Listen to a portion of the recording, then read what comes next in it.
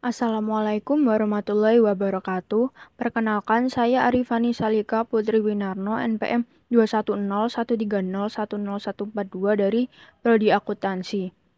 Video ini dibuat untuk memenuhi tugas proyek independen PKKM Prodi Akuntansi UPN Veteran Jawa Timur. Saya akan mempresentasikan rangkuman materi yang pertama, yaitu dasar untuk memahami sistem Enterprise Resource Planning atau ERP. Yang pertama, apa itu ERP? Sistem ERP adalah sistem software bisnis yang dikemas agar memungkinkan perusahaan untuk mengotomatiskan dan mengintegrasikan sebagian besar proses bisnisnya, berbagi data dan praktik umum di seluruh perusahaan, dan menghasilkan serta mengakses informasi dalam lingkungan real time. Sistem ERP berbeda dari sistem lama karena organisasi menggunakan ERP untuk mengintegrasikan informasi di seluruh perusahaan yang mendukung fungsi keuangan, sumber daya manusia, manufaktur, logistik, dan penjualan, serta pemasaran. Sistem ERP menyediakan basis data perusahaan sebagai tempat semua transaksi bisnis dimasukkan, diproses, dipantau, dan dilaporkan. Organisasi harus terus meningkatkan praktik bisnis mereka dan berbagi informasi dengan pemasok, distributor, dan pelanggan mereka. Sistem ERP memperkenalkan praktik terbaik yang didefinisikan sebagai cara terbaik untuk melakukan suatu proses. Selanjutnya, evolusi ERP.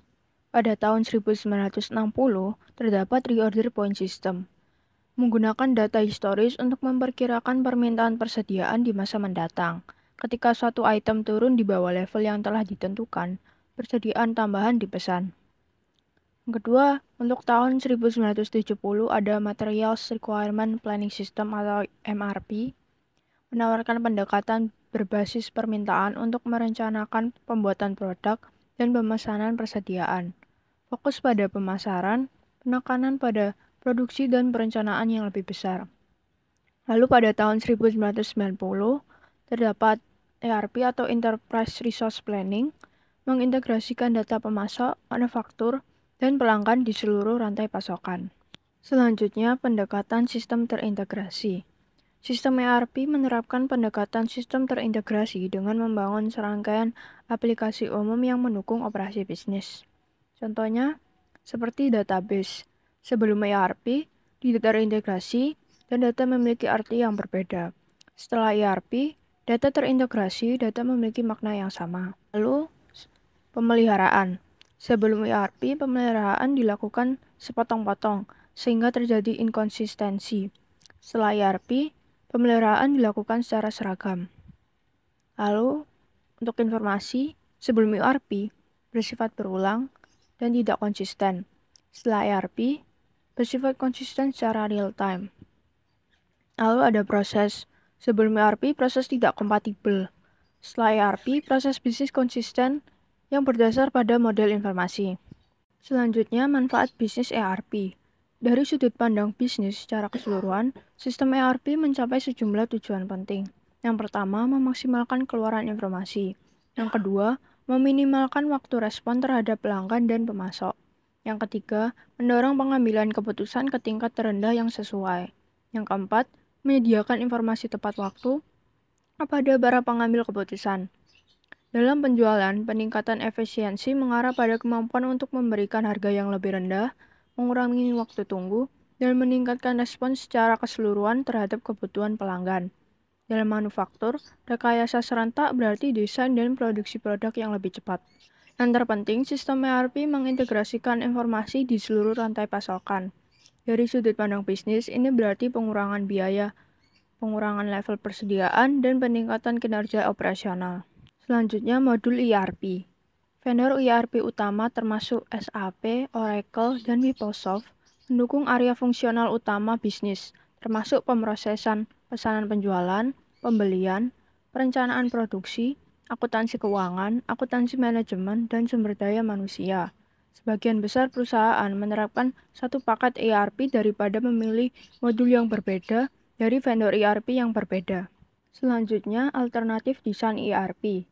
Yang pertama, implementasi ERP Vanilla, yang merupakan implementasi lengkap dari sistem ERP. Proses memakan waktu dan mahal, tetapi menawarkan manfaat integrasi total dan rekayasa ulang proses bisnis. Yang kedua, implementasi modul ERP tertentu, seperti modul keuangan dan akuntansi. Harga lebih murah dan memakan waktu, tetapi tidak memiliki manfaat integrasi total di berbagai area fungsional bisnis. Yang ketiga, membangun sistem ERP internal adalah alternatif yang paling memakan waktu dan mahal, dan menimbulkan risiko yang cukup besar. Keuntungan dari pendekatan ini adalah organisasi dapat membangun sistem software berdasarkan proses uniknya sendiri. Selanjutnya, analisis biaya manfaat untuk ERP. Keputusan investasi ERP harus menciptakan manfaat bisnis yang terukur, yang membenarkan biaya akuisisi dan biaya implementasi sistem. Manfaat bisnis ERP meliputi penyederhanaan proses bisnis, penyediaan akses berbasis web ke sumber informasi, pengurangan level persediaan dan personel, serta peningkatan produktivitas secara keseluruhan. Biaya implementasi ERP meliputi perangkat keras, perangkat lunak, dukungan teknis, manajemen proyek, komitmen tim internal, konsultan eksternal, dan pelatihan. Manfaat proyek ERP tidak akan terjadi hingga sistem beroperasi. Dengan asumsi bahwa implementasi proyek memakan waktu minimal 3 tahun, manfaatnya tidak akan diperoleh hingga tahun keempat proyek. Selanjutnya, dapatkah ERP memberikan keunggulan kompetitif? Jika seluruh industri mengadopsi sistem ERP, maka dasar untuk memperoleh keunggulan kompetitif tidak terkait dengan penerapan ERP. Dasar untuk memperoleh keunggulan kompetitif bergeser ke penerapan sistem ERP yang lebih baik daripada yang lain. Meskipun implementasi ERP mungkin tidak memberikan keunggulan kompetitif, perusahaan yang tidak mengimplementasikannya mungkin masih akan mengalami kerugian kompetitif, terutama dalam industri yang penerapan ERP-nya sudah meluas. Perusahaan yang menggunakan ERP akan dapat memanfaatkan praktik terbaik dalam menjalankan bisnisnya untuk mengurangi waktu siklus, meningkatkan kecepatan dan keakuratan informasi, dan mencapai manajemen keuangan yang lebih baik. Tantangan implementasi sistem ERP.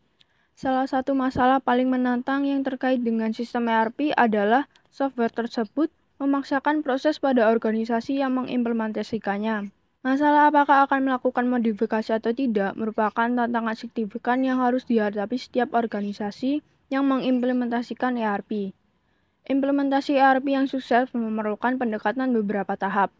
Software ERP diperkenalkan selama fase proyek dan diimplementasikan ke dalam operasi perusahaan selama fase uji coba. Baru pada fase kemajuan dan peningkatan di mana modul ERP berhasil diintegrasikan dengan operasi, organisasi dapat mencapai hasil bisnis yang sebenarnya. Cukup sekian presentasi dari saya.